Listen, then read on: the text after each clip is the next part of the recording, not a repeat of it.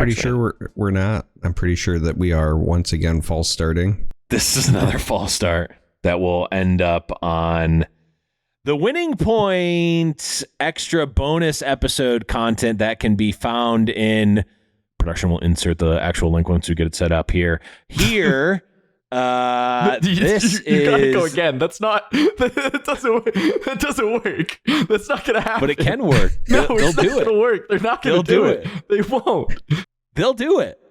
They'll do it because this is amazing. And the production value is so top notch that this is definitely the first time we've done this and not the fourth. But I'm Blevins. I am joined by Charmer and Casanova here for the actual Winning Point episode number 13. What is up, friends? I'll go first. I'll just say, I don't think it feels like a winning point right now because, as you can tell, I look way better on screen than I actually am at the moment. I'm having lots of technical issues on my end. And then our show has had quite a few false starts here as well. I'm ready to shake it all off. What about you? And we don't have pastry time this week. Yeah. So, it's a bummer, That's true. but that's fine. We still have the three of us to chat about a little bit of Riftbound, especially with all of these tournaments in China happening. What's going on over there, especially with the meta being so incredibly two decks basically. So there's a lot of cool stuff going on. We'll have even more. There's 2 more weeks of it. There's a Chongqing and Hongshu as well, which is going to be a lot of fun to continue those co-streams. So if you haven't checked them out already, you should go check them out on the channel because they will be up when this episode goes out. At least Chongqing will be up as well as Beijing and Guangzhou. So you should make sure to go watch those over on the channel. Yes, those have been a lot of fun to come in at the end while you and Kuvi are so tired and I'm just here like eating my breakfast, just got a full night's sleep, feeling great. Like, so what's the top 8 looking like? That's been great. Unfortunately, you'll have already seen this because this will be coming out after that, but I not able to make it for this one live, at least. Maybe I'll do a call in. I don't know. We'll see. But yeah, those have been super fun. So make sure you are checking out those. And of course, if you haven't already, subscribe to the Turn Sideways channel. Not only can you catch the Winning Point and the English rebroadcasts, co-streams, watch parties, whatever you want to call them, of the Chinese regionals, we've also got shows like Battlefield Breakdown and other great stuff coming soon. TM. For today, we've got a couple things to talk about. Of course, as we mentioned, are going to be talking about the tournament scene and everything that's been going on with the Chinese regionals. We've also got to talk about the Arcane English set, which, spoiler alert, if you didn't already get it, it's too late, but we'll talk about that. And I won't spoil what it is, but we do have a new segment that is coming to this episode that I'm honestly surprised that we didn't think of earlier, but this will be a good one to debut it on. But without further ado, let's start with the Arcane box set for English. So on September 2nd, so 2 days ago, as of the live recording of this at 9 a.m. Pacific, the Arcane box set in English went live on the Riot website. Unlike the last live Riftbound sale on the Riot website, this one actually worked out quite smoothly. Cass, take it away. No, it was great, right? It's just like it sold out in one day. Let's be clear, it sold out, but not immediately, and there was plenty of time for you to get in and buy it if you wanted it. The website worked pretty well. I tried right away because I was worried that it would be the same as previously, and so it was quite a bit laggy at 9 a.m. Pacific, but I heard other people buying it later had absolutely no problems at all, and it was great. If they can have their drops be like this forever, that would be awesome. I would be down. I think selling out in one day is not horrible for a drop. If it's available for nearly 24 hours, like that's phenomenal. It wasn't 24 hours, but most of the day, I think that's a really great drop.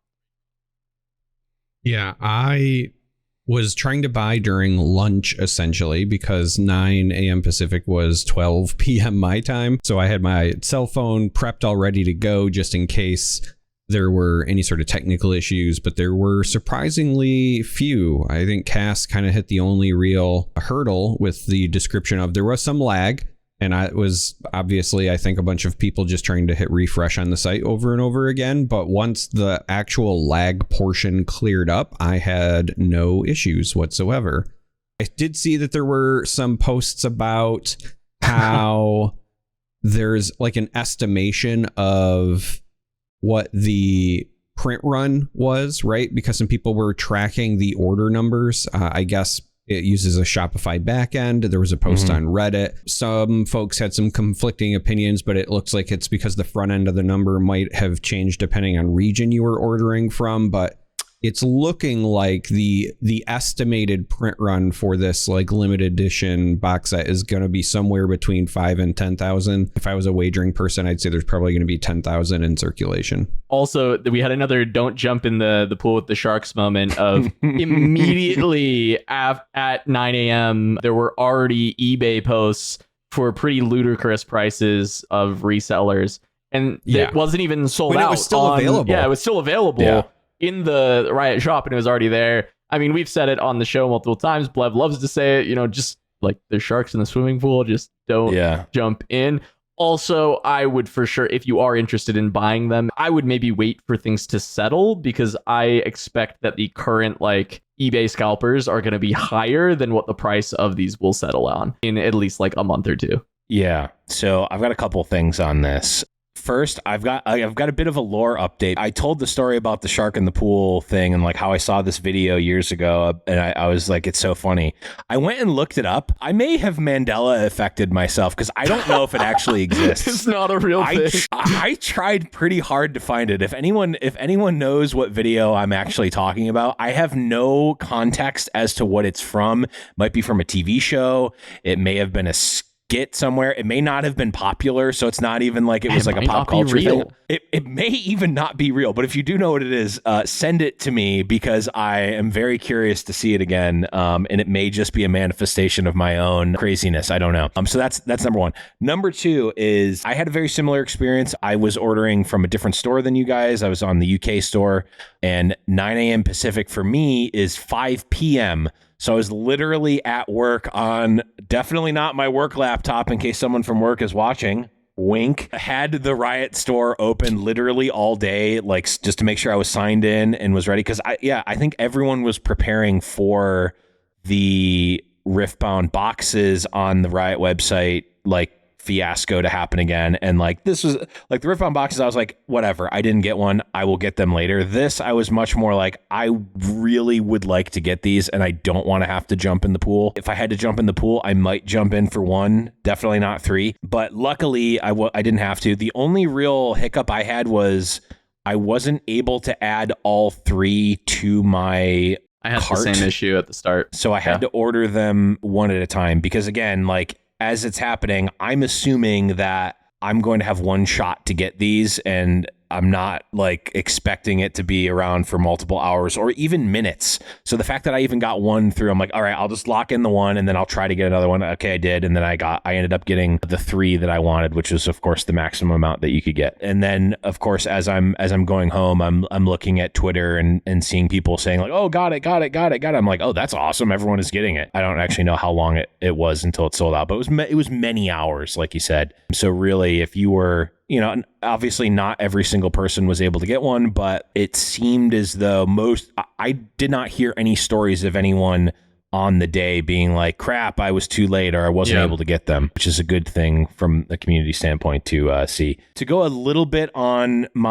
I used to be someone who sold cards for a living on Whatnot and has gone through and seen these sort of releases. Insight here, we don't really know how the collectability and such of Riftbound is going to be like secondary market wise. And obviously we have even less on, promo stuff like this for Riftbound, obviously. But what I will say is that for things like this, which the closest thing in Magic would be like a secret lair, the playability of the cards and the, I guess, uniqueness of the promo does really impact the price of these.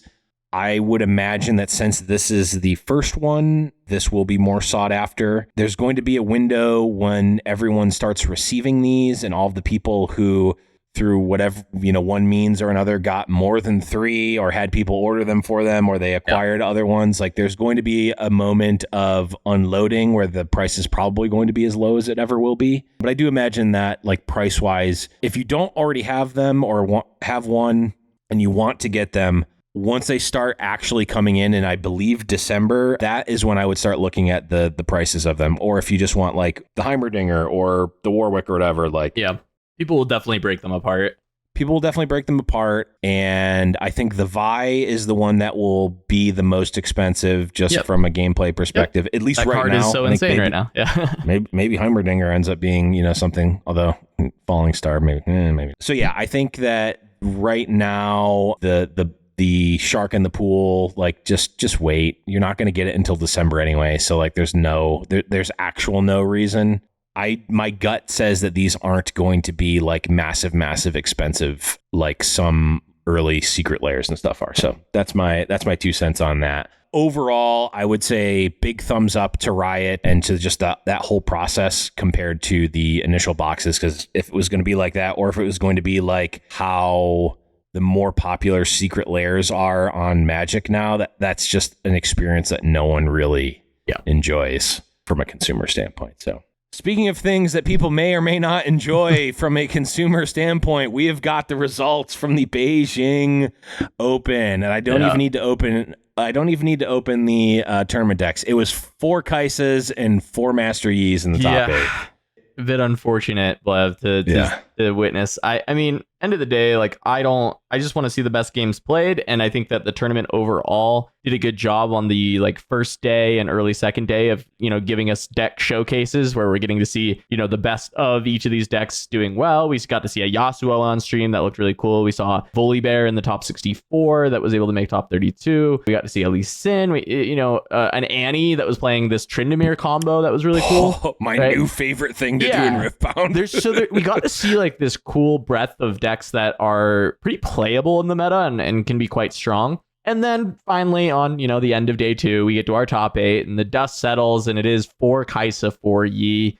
Mm-hmm. And once again, Kaisa able to come out on top, wins the tournament. She had 30% representation. I believe it was a 22% conversion rate, which was the best conversion rate. She's, in my opinion, a tier 0 deck. It is what we've got right now. I think that her play rate will only climb. And as other decks that I think could make it into the meta, I think they'll take from Yi's share, not from Kaisa's. I think Kaisa will increase and Yi's share will decrease as other decks continue to increase to try and beat Kaisa. I think that's a very similar train of thought that I was at, but I do still have some hope. So I've been thinking about this a lot, and I think that I'm of 2 minds. One, I do think Kai'Sa is just the best deck in the format right now for set 0, and it's largely because of the game mechanics. So one of the things that I keep coming back to when I think about what is it about Kai'Sa specifically that makes her so dominant, and it's really just that in this first set, there are pretty limited ways to protect your units. And you need the ways to both get on location if you're a unit-centric deck, as well as hold your units there. And for some decks that I actually think have a lot of promise, like when you look at a Teemo list, for example, the biggest issue is going to be Kai'Sa, because if you put a unit on a zone and then you hide something and they never even enter combat, right? They just use some sort of spell to nuke your unit there. Then you better have a way to protect it, or else you not just are losing your unit, you're also losing the card that you hid as well. And so when you look at it from that perspective, or when you look at any decks where like maybe you want to play a cool like Victor combo deck, but you can't keep your Victors safe in your base, for example, that sort of thing. When you look at the kind of decks that require setup right now, at least in set 1, it looks like the resources that you would need to spend to protect your units are greater than what Kai'Sa is expending specifically with Falling Star. Yes, you know, some of the ones that hit for 6 and split as well are also potentially problematic, but at least there's a more significant resource investment. So first, I do think Kai'Sa is a tier 0 deck. I think that, again, it might just be a set 1 problem. I don't want to overreact right now, but I think that when you look at the mechanics, that's what it is. Now, I will say, I do still also think that there are some rays of hope. And what I will say about this is, yes, the decks are good, but sometimes when we look at other card games, you will see that when the best players come to kind of this groupthink consensus of these are the best decks, then even if other decks could perform well, it's also potentially, and this isn't a knock on anyone, but it's potentially substandard players piloting experimental decks. And so it takes a while for things to crack in the meta, right? If all of your best players just arrive on this is the best deck, and then none of the actual like testing and whatever, none of the risks are taken on potential counter lists like a Hook Darius, Galeason, like different versions of Teemo, because I do think there are other strong decks out there. I just think that we're in a situation where if you look at other card games, whether it's Flesh and Blood, whether it's Magic, there are sometimes situations where the top tier players almost have like an incestuous play testing pattern of they just all agree this is the best, and so they just train with the best. And sometimes you'll see things where, you know, you'll see a ban and it might not even be that the ban was actually impactful. It just forced players to think a new way. And then that's what gets the ball rolling. So I have hope, right? I don't think it's too dire, but I do also think that Kai'Sa is, at least right now, from a game mechanic standpoint, positioned to always be very, very good for set one. Yeah, I want to add a little bit on the whole tier 0 topic with Kai'Sa as well, as we had this like as a long conversation during the co-stream where I think people from different card games have different definitions of tier 0. I don't see Kai'Sa as like, if you're from Magic, like Nadu. Like, it's not Nadu. It's not like this deck is completely unbeatable. There's really no strategies to actually counteract it, so you just have to play it. You can have matchups into Kai'Sa that are near 50%, but she just is so powerful that she has no matchups that I would like look at immediately as like, I can't win this as Kai'Sa. The closest thing to a bad matchup it feels like she has right now is the Aurora Misfortune deck. And, you know, a subset of that is some of the Volibear decks that are also playing Aurora and trying to be really toxic for Kai'Sa to play against. The biggest reason for that is even if you build a deck that's got a lot of deflect and ways to really counteract the spells, she just says, hold my Darius Cleave, hold my Thousand-Tailed Watcher, and still is able to get rid of your units on board with her top end. So she just ends up having the answers to just about everything. And because of that, even when your deck is teched to beat her, you're not going to be able to make that matchup much better than maybe, at best, a 60% matchup into Kai'Sa, which is great. That's amazing in a card game. But I just think that is like the best you can aggressively target her. And that starts to feel not worth it to try and target her that hard if all you can do is get it to like, well, she'll still beat me 40% of the time. Right. Yeah. I think the whole tier 0 discussion is an interesting one. And I think I generally agree with all of the supporting statements and sentiments that people have around Kai'Sa and tier 0. I think I just have a different definition of tier 0, which really kind of makes it more of a semantic argument than anything, which is fine. And you know, everyone wants to have that on the internet. So like I will allow them to.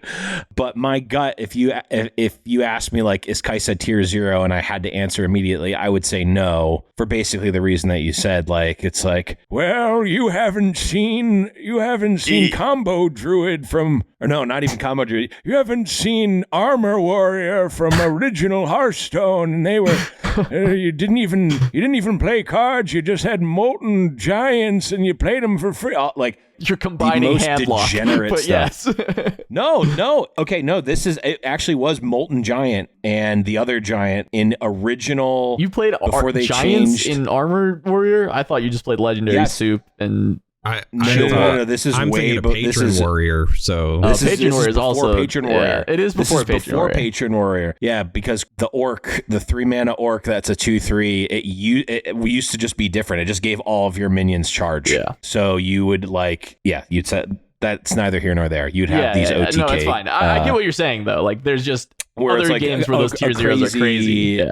Tier 0 combo deck, or like Oko, where it's like you're able to just be completely oppressive and you've just got these cards that are just completely busted. And I think we do have that in some spots in Kai'Sa. Like, Falling Star is a card that has no business hitting non-battlefield areas. I think that's it gatekeeps so many cards from being so playable. Much stuff. Yeah. And this is a minor plug here. I played a show match versus Jacob from Riftbound on the Riftbound YouTube channel. I played Angie Pod, Hook Darius versus Teemo. And I won't spoil the result of the match, but also don't judge me for my absolutely horrific play. It was the first time I was actually playing the deck, especially in paper. I was playing Falling Star in that deck, and like it feels really good, but also having to pay both of the power, like paying the full cost for Falling Star feels a lot more fair. I agree.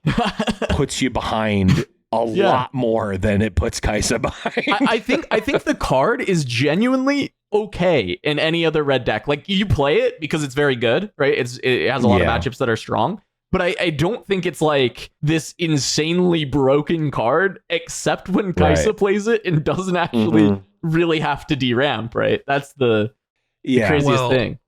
So the other thing besides the ramp portion as well, and this is the reason I said so specifically in set 1, I think she's the best deck. There are a lot of, in my opinion, very potentially important units with 3 or less as the break point. Yep. And so I would love to see a world where we see more relevant units have either 4 might, or maybe we get a mechanic that's like Shell, right? We get a Rammus that says when I'm in base, I get +1 might or whatever to protect against Falling Star, and maybe it does something. But the point is that right now, the neat thing about Kai'Sa is that she can do all this cool stuff, but also she can kind of ignore some of the battlefields that I think are tailored to her. Like, I keep thinking about the one that adds 1 damage, and I'm like, every time that comes up, it never matters. So is that like a future state thing? Because so many things are at 3 or less might. And I really think that as soon as we get some sort of anthem effect or something that can protect things, even if it's just in base,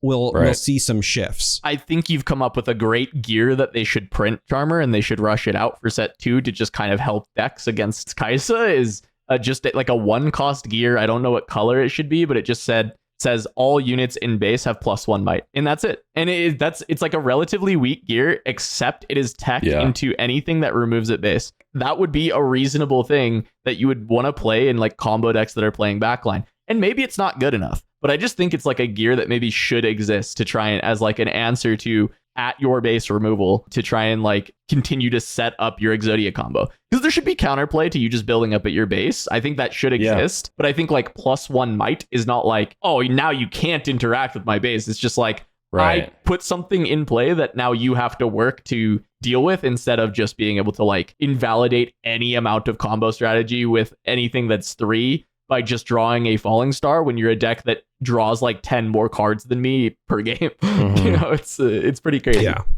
Yeah.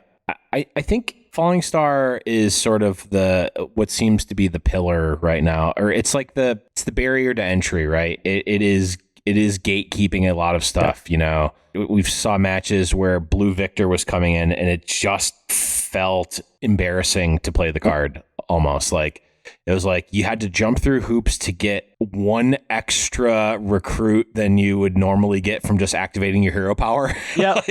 And then also get completely just trounced by the obvious Falling Star that your opponent is holding in hand because you have the Blue Victor like in champ slot. What's so crazy is that Blue Victor costs a power, and then on the other side, Kai'Sa gets to play red Kai'Sa for 4 with no power, and it's a better effect and a better stat line, and you have the option to accelerate it if you want. It's so like she really doesn't have clear weaknesses. There are weaknesses, but she always kind of has ways to overcome it. And I think that brings us to the question that we kind of have for this part of the segment of, is Kai'Sa a problem? Like, is this a bad thing that she is this good and she's gatekeeping decks? I'll quickly go first because I don't think that I need to dig that deep into this as a topic. I think, no, it's okay to have a deck that is very dominant in your set 1. It sucks. You'd rather the meta be perfect,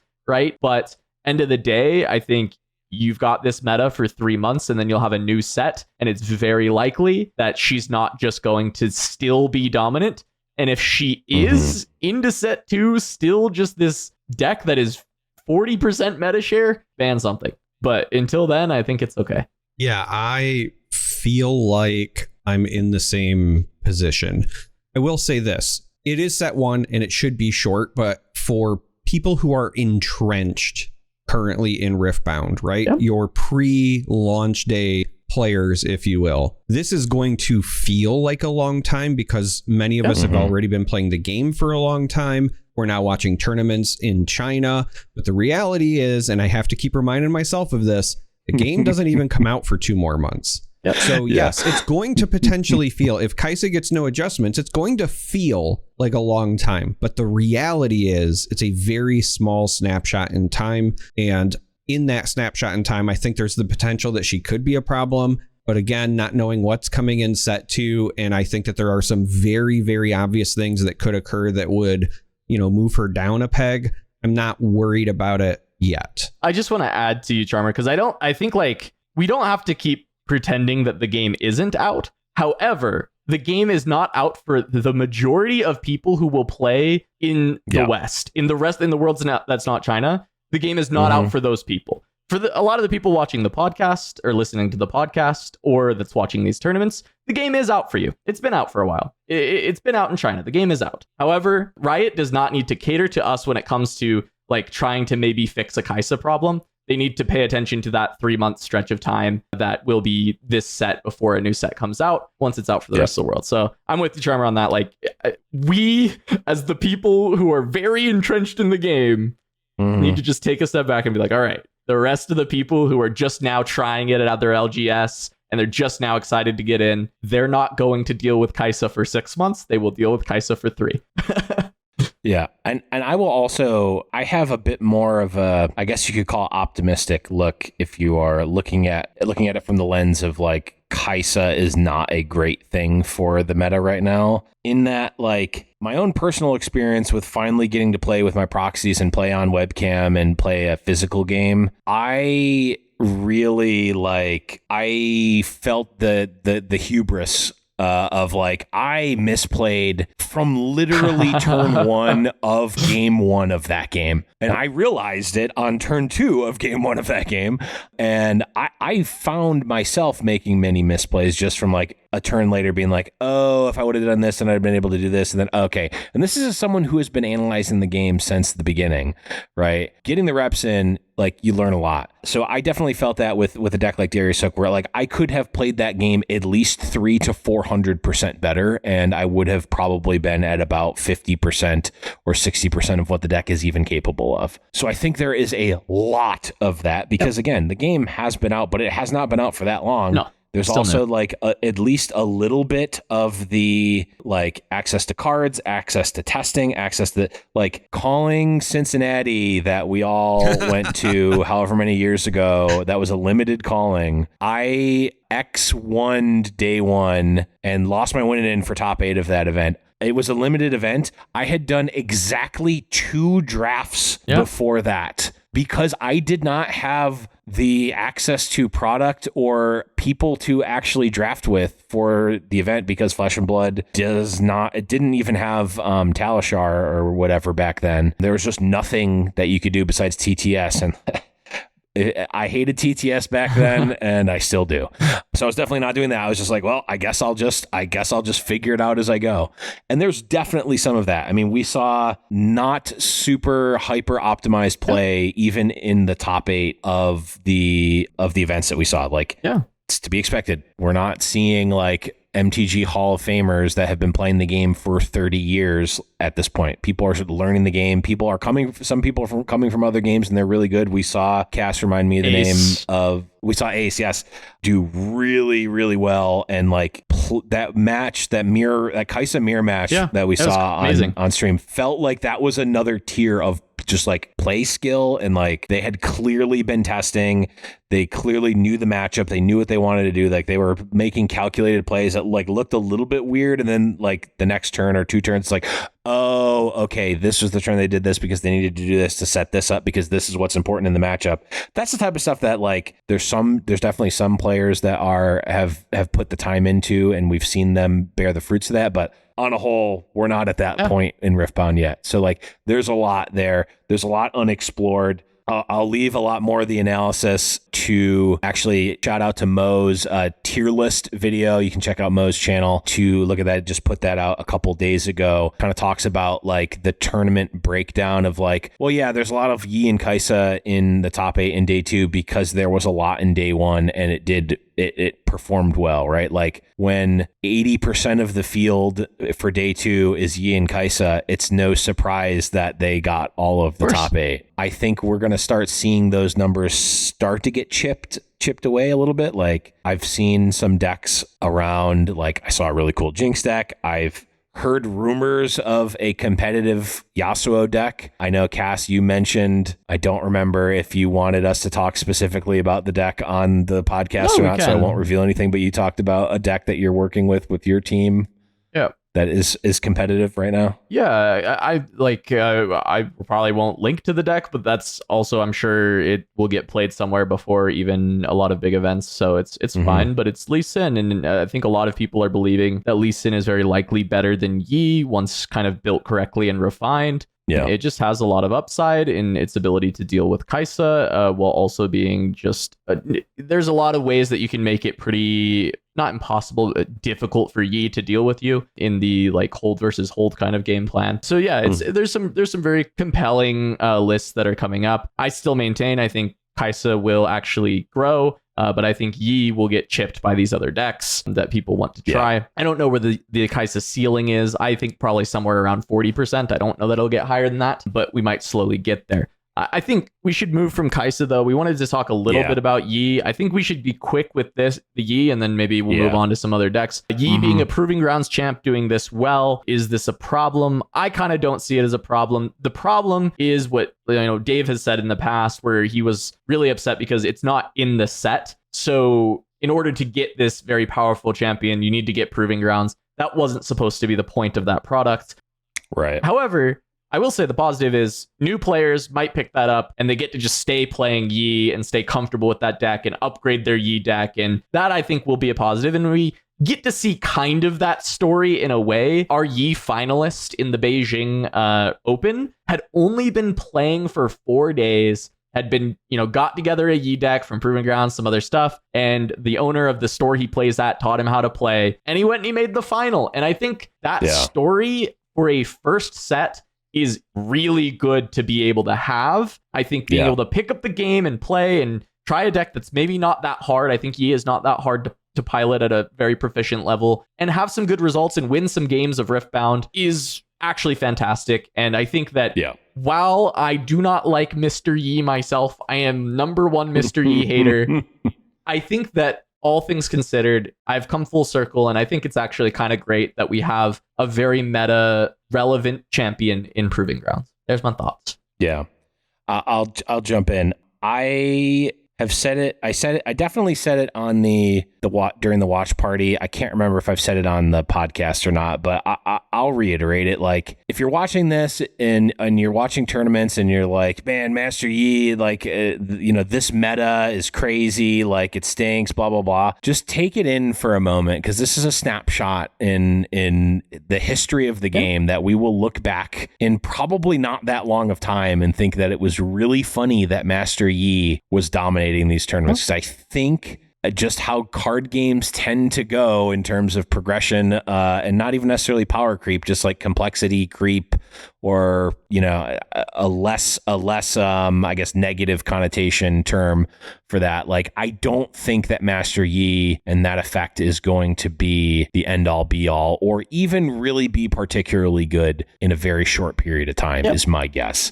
Now, if I'm thinking about a game like Flesh and Blood, if there's something that just like generically gave all of your attacks +1 or something like that. Well, actually, no, even Ira, Ira was like the best champion or best hero in Blitz for a long time, and she literally just gave your second attack each turn +1. That's basically the equivalent of Yi in my mind. Yi is very Ira coded, I think. Yeah, for sure.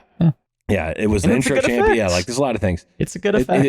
It's an unassumingly strong effect in a narrow pool of complexity for a game like Riftbound and for Flesh and Blood with Ira. I think I'm trying to take in as much of like, this is a cool time to be around the game. I think back to like old pre-launch like beta Hearthstone and like Chillwind Yeti, which is just a vanilla 4/5 for 4, being one of the most played units, like 6 mana 4/2 charge Divine Shield being the best unit besides Sylvanas like in the entire game. Like you look at Hearthstone now and that's just laughable to think that that was the case, but it was.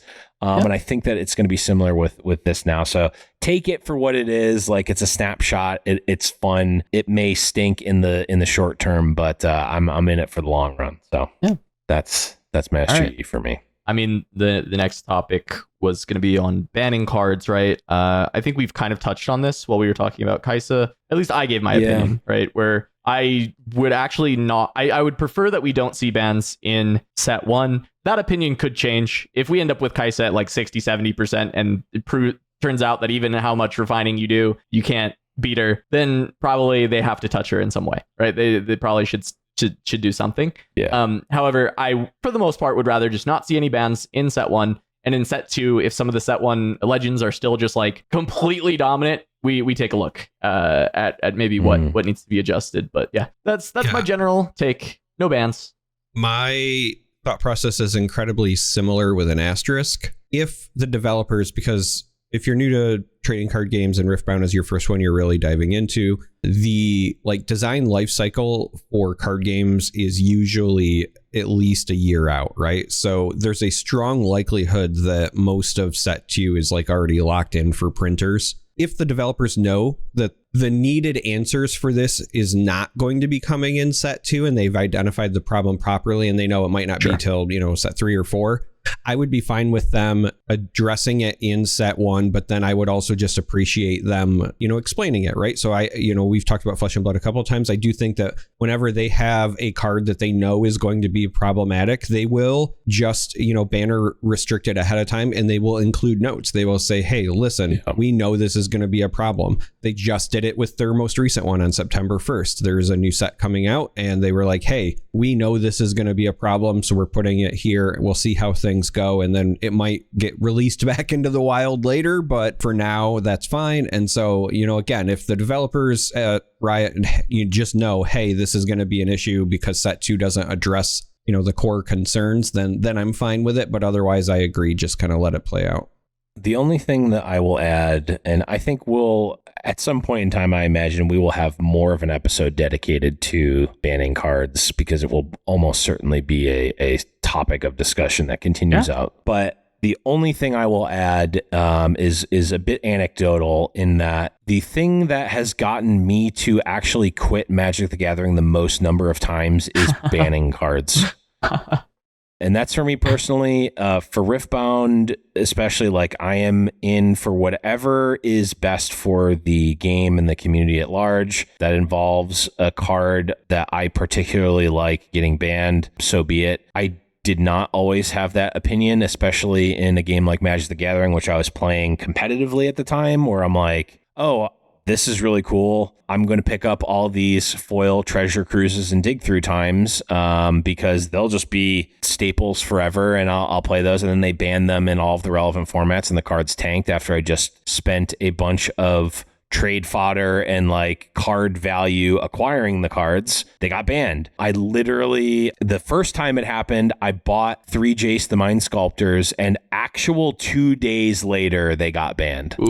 Like they were banned before I got them from eBay, like before I received them. So like, and this is back in a time when I was in college and did not have money, like saved up to buy these Jace the Mind Sculptors so I could play, whatever tournament deck at a Grand Prix, and just got completely ranched by it. So like that has personally gotten me to quit the game multiple times. So it's, taking myself away from it. It's the type of thing that does more so than in a digital game, which I imagine there's going to be a higher percentage of people coming from digital games into Riftbound than other card games inherently. There is an aspect where, regardless of how you feel about secondary market and card values and stuff, there is an aspect of, I bought this thing under the auspices of it being playable and it no longer is, and it's taken away away from you that will have a personal impact and a psychological impact on people that we don't necessarily see when like this champ gets a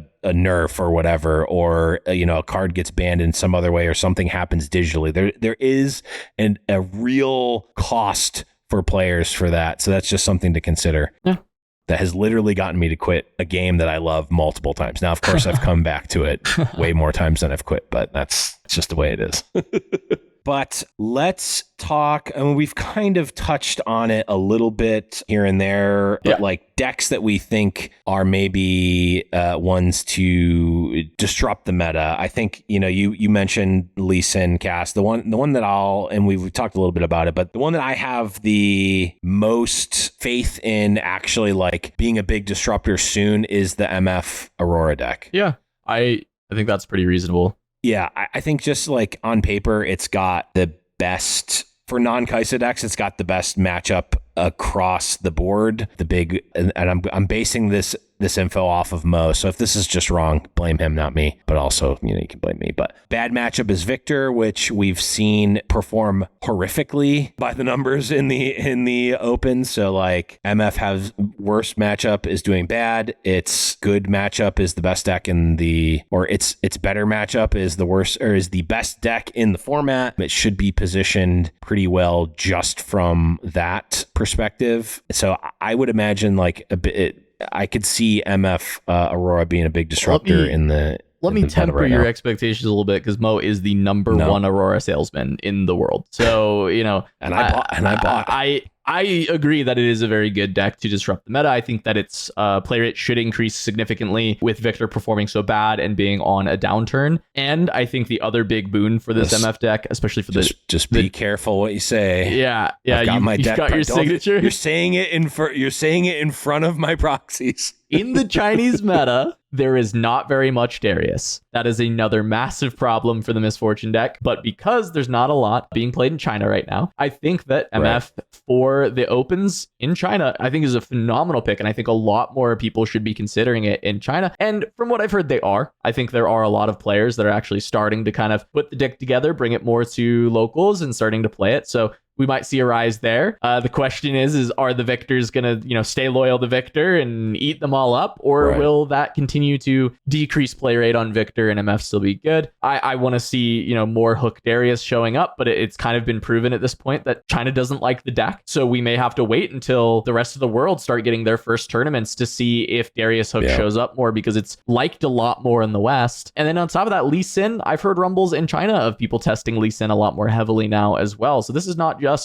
people that I play with in the West that are testing Lee Sin. It's being tested all over the world. People are saying, hey, the Yi colors are pretty good, aren't they? I wonder if this Lee Sin character can do something nice with those colors instead. And I think that he has. I know we've got a couple other decks here listed, but Charmer, I wanted to know if there's anything outside of kind of that like MF Darius Lee Sin that I think have been the obvious choices, maybe Annie, but that you've been really looking at. For me, I still think that there is some version of Teemo that's good, and it's mostly just because I think that the color combo is good. I think that that's going to be the hardest part, is just figuring out the core. And as weird as it sounds, like I love the hidden mechanic of Teemo, but as long as Kai'Sa is as relevant as she is in the meta, I think going all in on the hidden portion is a mistake, because like I said, you're just setting yourself up for, 2-for-1s or God forbid 4-for-1s.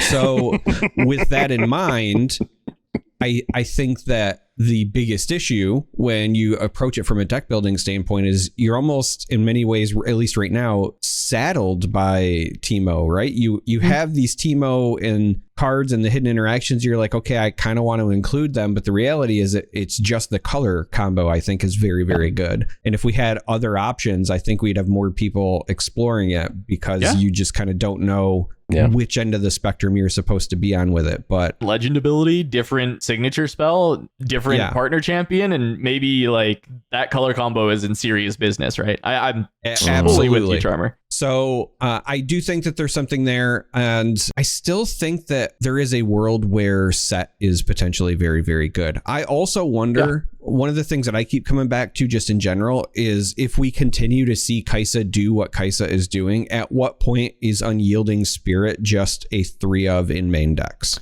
Oh, but it's such a brick into just all your other matchups. Yeah, it's only okay into Kaisa. I will, like, completely honest. It's only okay. It's not actually like incredible. It does feel like the type of card that on paper seems like it should be like a silver bullet and is just like, it's whatever. Yeah, we saw it perform not super great. Though, if your opponent has a Call of the Week, you can, in fact, play and not do anything. Legal target. I really don't want to rub it into that player, but it was quite funny. Anyway, we could do a whole episode on this, and we certainly will at some point, and we'll continue to talk about it as the meta progresses. But let's move on to our brand new segment. This is called Dave on Discord. This, of course, is Dave Tron, who is game director for Riftbound in the Riftbound Discord. Dave frequents that Discord quite a bit,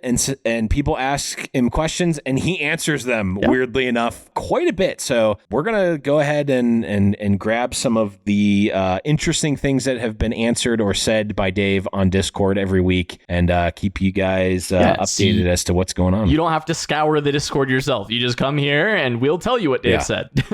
Yeah.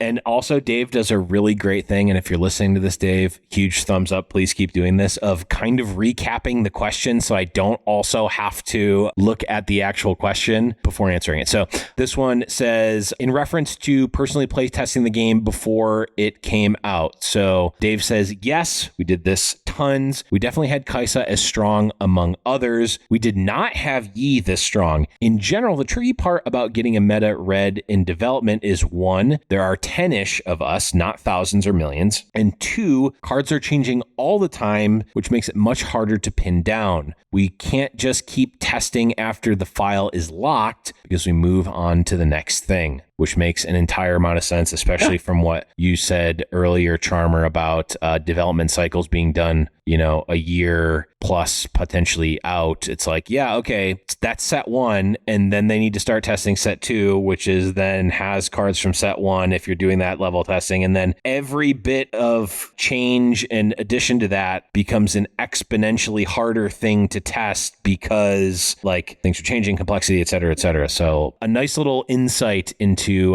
the thought process, at least for the development team. Yep. Consistent with what Dave has constantly said, if you've seen him on social media or in the Discord in the past, but just he's constantly been a little bit upset that Yi is as strong as it is, but he's starting to come around and seeing some of the positives of it. He just now wishes that Yi is like printed in the set so that you don't have to buy an additional product to get your Yi. Hear ye. There you go. Hear ye, there ye. Yeah. Right, don't know where I'm going. Let's go to the next one, I guess, Flev. Yeah. Let's go to the next question here for Dave on Discord.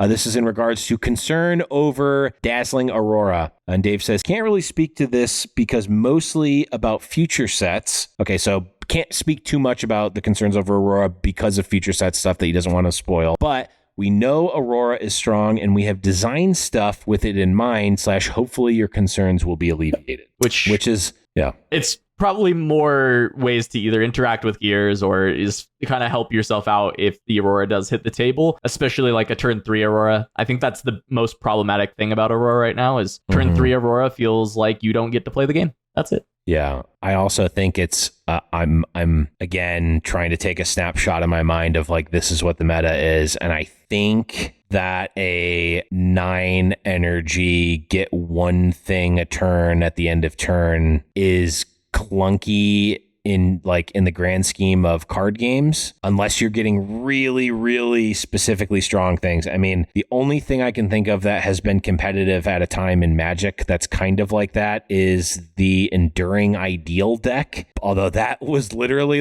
it was like Aurora, except you got to choose the enchantment that you got from your deck and put it directly into play. But also you could not cast any more spells the rest of the game. But you got to get an enchantment out of your deck every turn for the rest of the game, but you could not cast anything else for the entire game. Yeah. But the way that one worked was it basically set up a combo where you can't lose anymore and it counters all of your opponent's stuff and then you just slowly beat them. So basically when you resolve the spell, you won the game. Aurora feels a bit too fair for that to be the case right now. And if they're thinking of like, oh, well, we can't print this crazy unit because if you built your deck with just Aurora and that unit, and you got it out, you win, they're probably not going to do something like that. I don't think Aurora gatekeeps design of big things outside of, as you just said, something that reads win the game, right? Like that would be rough. But even right now, kind of the best thing it's doing is bringing out Mind Splitter and Thought Seizing You, which is very good, and it sucks when that happens, but that feels a bit more reasonable, right? It's not that crazy. But also, you can just cast the card from your hand and do that. Yeah, of course. That's not as good as Aurora bringing it out for free, right? Like on play effects are a bit better, but it's not better or it's worse until the next turn. Yeah, right? Yeah. Then you start getting paid for it. Yeah. But like on the turn you play it, it's worse. You don't have to fight me, Blev. I'm not an Aurora. Like, I think this card is fine. No, I'm not fighting you. I'm saying the thing. I'm saying the discussion out loud so that people that are like, oh, Aurora's so broken, like I hate it, can at least hear the thought process behind it. I want to go on record as saying this also might be the best it will ever be. This is also another one of those set one problem issues, because right now, the number of acceptable counters is small. It's the same problem we have with Falling Star, right? So you're just not seeing people running like, acceptable losses, Fading Memories, Salvage, or whatever. And the reason for that is because they also just kill gear. There's not enough gear being ran to warrant you running those. But when we, again, see a future state and we have more cards that are more in line with like Adaptatron, for example. And now if you're listening and you're like, I don't even remember what that does. That's a green unit. And when it conquers, you can kill a gear, right? Yep. So it's just one of those things where the more flexible cards you get, right? The more types of cards you get where you're more inclined to include them in your main deck because they give you options, and then it could also potentially answer Aurora, the better off the game will be in terms of countering Aurora. It's a very limited set one. But also, even right now, I don't think it's that big of a problem. Yep. I agree. I'm just taking in the fact that it is playable and enjoying that. Yeah, it's cool. Let's move on to our last one here. This is by far not the last total one. There's a lot of these, so we'll be doing a few every week, especially as more come along. But this one is in regards to future set themes, and I will say that this is actually the question that inspired me to look more into this and end up creating the segment in the first place. So Dave says, I answered this a bit above. Basically, most of the things that you could think of, like region-specific, narrative-driven, faction-based, mechanics-based, champ and story-based, etc., we have discussed. I have a 20 set plan, but it gets more and more tenuous the further out from now you go. Yep. I was not expecting to hear 20 sets being planned. 20 is crazy.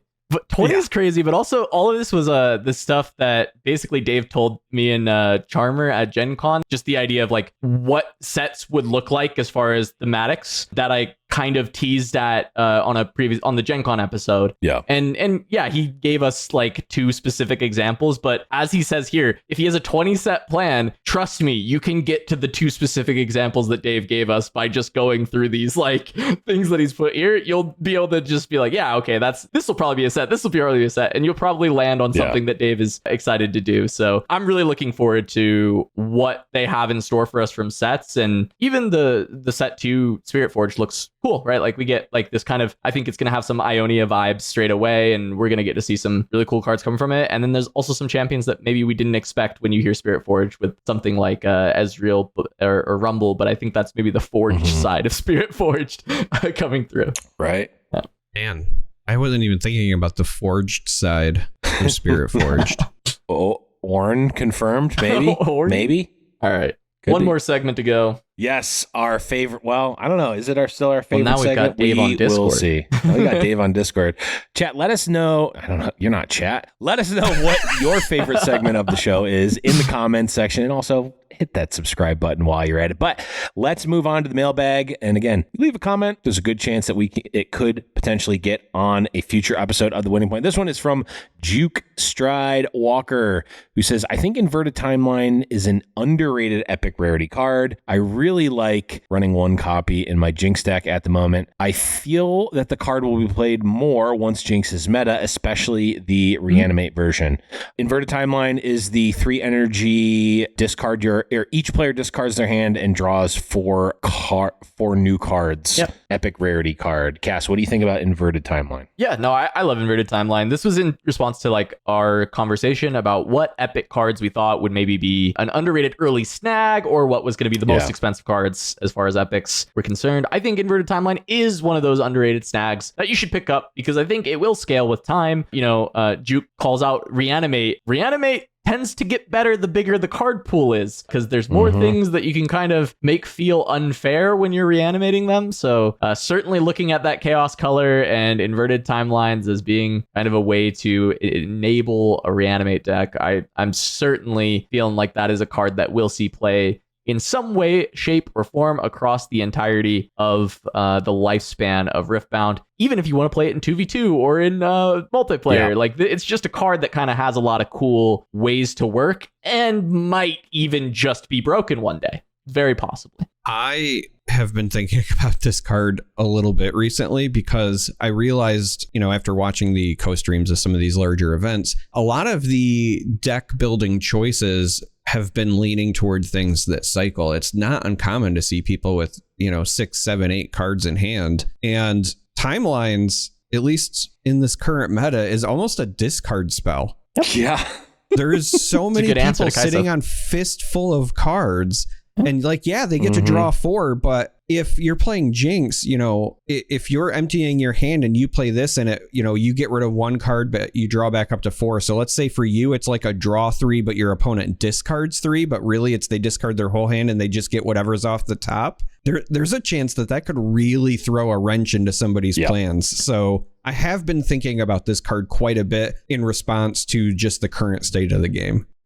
I think it's a super underrated card. I think because it's purple is what is holding it back, and we have not seen the Chaos decks really be matured to the point where they can compete with such a hyper-efficient meta that we have right now in Kai'Sa and Yi. So definitely in favor of that. We've got one more mailbag question here. Last one for the day before we go. This one is from Evort Erosert.